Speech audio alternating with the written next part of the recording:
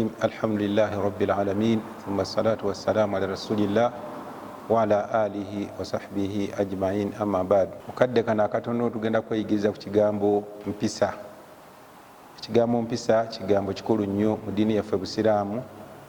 Omubaka sallallahu alayhi wasallam eyatusomesa eddiini eno Busiraamu yali wa mpisa, era Qur'an yamuwaana.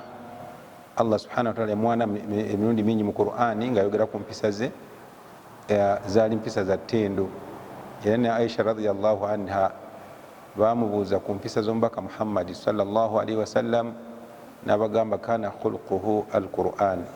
Nabbi sallallahu alayhi wasallam yali yeeyisanga Qur'an bweragira, buli nsonga yonna nga Qur'an bwegiragira nabbi bwe yali yeeyisanga Qur'an bwegamba mu mbeera zonna ez'obulamu bw'omuntu, kuba Qur'an terina kyeyalekayo mu kutendeka omuntu empisa z'okubuuza. Yatusomesa salaamu, butya omuntu bw'atoola salaamu, butya omuntu bw'akyala mu maka ga munne.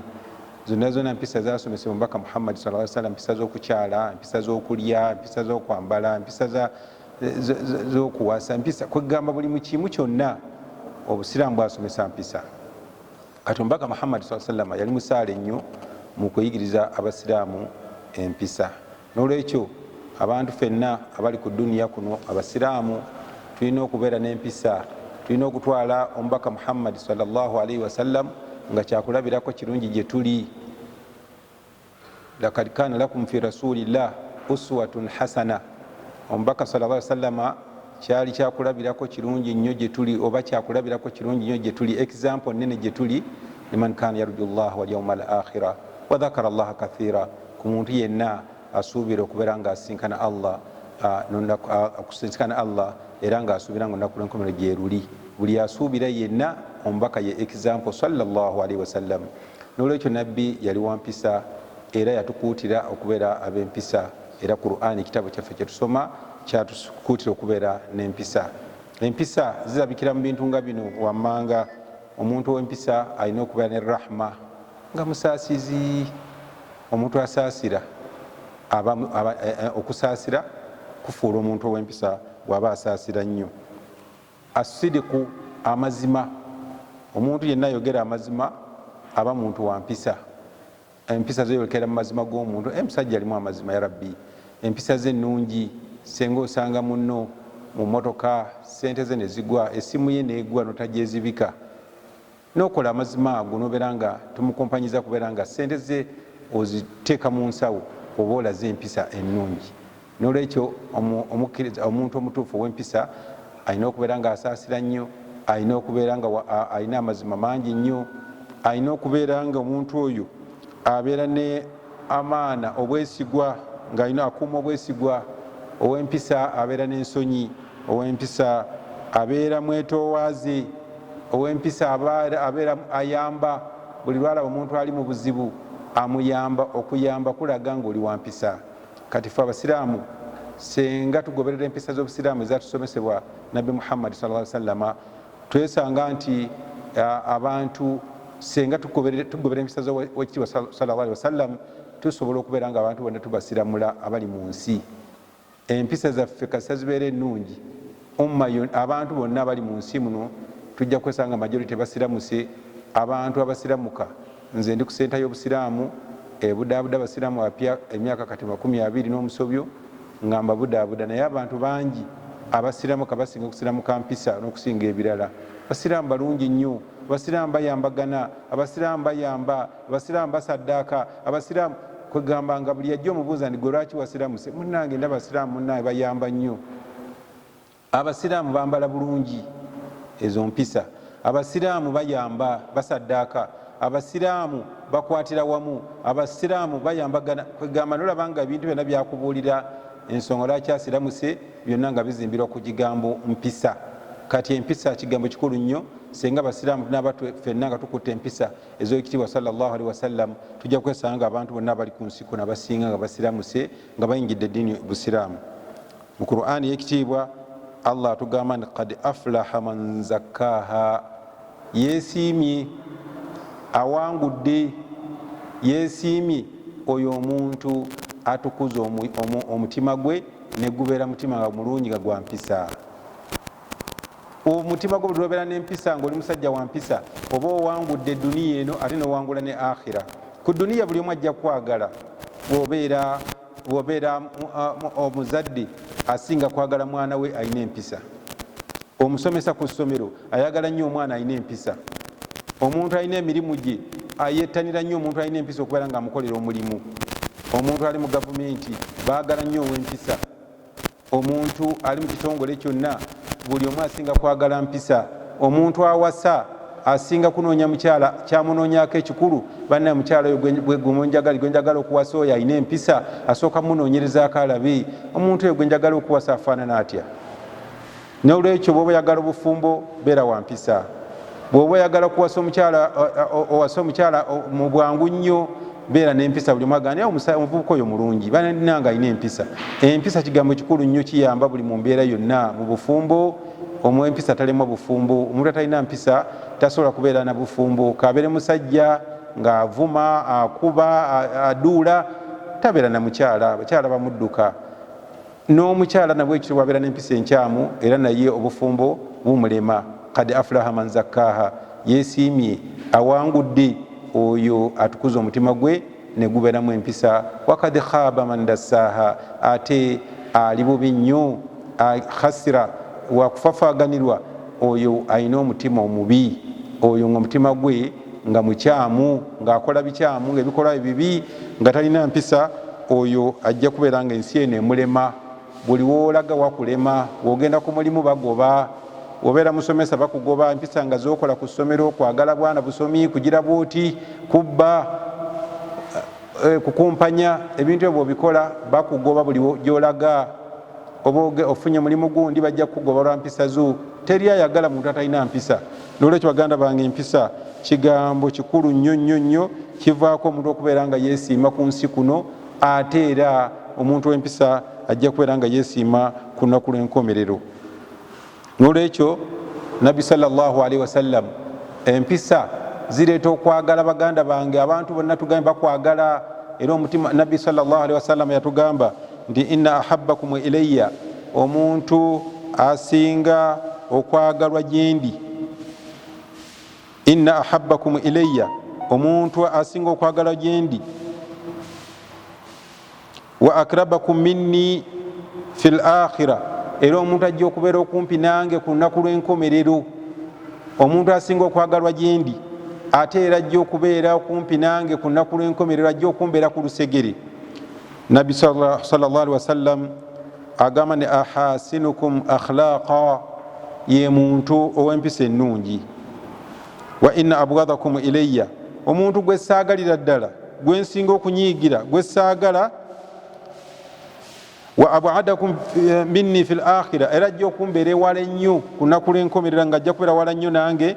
Aswaukum akhlaqa, ye muntu ow'empisa enkyamu. Hadithi bannange mugyetegereza bakkiriza. Ng'oyagala okubeera okumpi n'omubaka Muhammad sallallahu alaihi wasallam beera ng'omukoppako empisa ze. Ensonga ze Nabbi sallallahu alaihi wasallam yazikwatanga atya? Bwe yanyiiganga yakwatanga atya ensonga ze mu busungu? Ekintu ekisinga okutuleetera okubeera n'empisa embi ye muntu okubeera n'obusungu obungi ate nga tabusobola kubukontrolinga. Omuntu atakontrolinga busungu bw'omuleetera okubeera n'empisa embi, kubanga bw'anyiiga avuma, bw'anyiiga alwana, bw'anyiiga akosa nga tasobola kukontrolinga busungu bwe. Ayogera ebigambo bitayogerekeka, ayogera agagamba aganene aganyiza omuntu nagandi wadde nga nziziza omusango. N'engeri gyankuttemu ankutte bubi. Teri muntu ayagala kumuboggolera. Omuntu aboggola, omuntu avuma, omuntu baganda bange kimuleetera okubeerawo empisa enkyamu.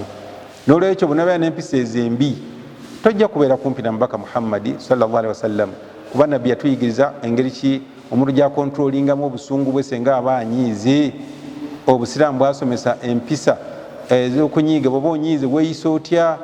Olina okubeera ng'okontrolinga obusungu bwo bw'obeera ng'oli mukkiriza. Naye bw'obeera nga tosobola kubukontrolinga bujja kuleeta okubeera nga teri akwagala mu nsi. Ate ne ku lunaku lw'enkomerero ojja kubeera wala nnyo n'omubaka Muhammadi sallallahu alaihi wasallam. Tojja kusembera wali mubaka Muhammadin sallallahu alaihi wasallam. Mu hadithi endala Nabbi sallallahu alaihi wasallam atugamba nti ma min shay'in athqalu fi mizani al-abdi min ma min shay'in athqalu fi al-mizan min husni al-khuluqi. Nabi sallallahu alaihi wasallam hadithi yatunyonya natugamba nti teri kintu kigenda kuzitoya mizaani y'omuntu ku lunaku lw'enkomerero. Teriyo mulimu kugenda kubeera nga guzitoya mizaani y'omuntu ku lunaku lw'enkomerero kusinga mpisa. Bannange empisa zizingazinga ebintu byonna, ebintu byonna bizingazinga. Buli kyokola kirina okubaamu empisa. Eswala yennyini erina okubeeramu empisa. Olina okubeera omwetoowaze ng'osaala. Bw'otokola mpisa mu swala era eswala yo teba swala nzijuvu. N'olwekyo empisa buli mulimu gwonna gwokola gulina okubeeramu empisa. Kakubeere kugaba, olina okubeera kumanya empisa z'okugaba. Woba ogabye la tubtilu sadaqatikum bilmanni wal adha, togobereza akaate kugamba nze nakuwadde akakasaati kewepankiraku nze nakakuwa nze nakuwa kino, toduula. Kati omulimu gwonna gwokola ibada mu busiraamu, oba kusaddaaka olina okubeera n'empisa, oba kuwa zaka olina okuteekamu empisa, oba kusaala olina kusaala ng'oli wa mpisa, oba kusiiba olina okugoberera empisa z'okusiiba, oba kukola hijja fala rafatha wala fusuuqa wala jidaala fil hajji. Qur'ani tusomesa ne bw'oba ogenze Makka, buli kyokola Makka teri kunyiiza, teri kuvuma, teri kulwana, teri tokosezayo muntu. Buli lwokosa omuntu ne hijja yeefa. Kati hijja yeetaaga mpisa, eswala yeetaaga mpisa, zaka yeetaaga mpisa, okusiiba kwetaaga mpisa. Kati ibadaati zonna zirina okubeeramu empisa okubeera entuufu maaso ga Allah subhanahu wa ta'ala. N'olwekyo baddu ba Allah b'ebitiibwa, tulina okubeera ab'empisa.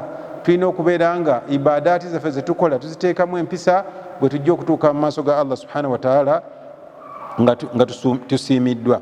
Nabbi sallallahu alaihi wasallam bamubuuza, Nabbi sallallahu alaihi wasallam yabuuzibwa, su'ila Rasulullah sallallahu alaihi wasallam an akthari ma yudkhilu an-nas al-janna, bamubuuza ku kintu ekigenda okusinga okuyingiza abantu ejjana.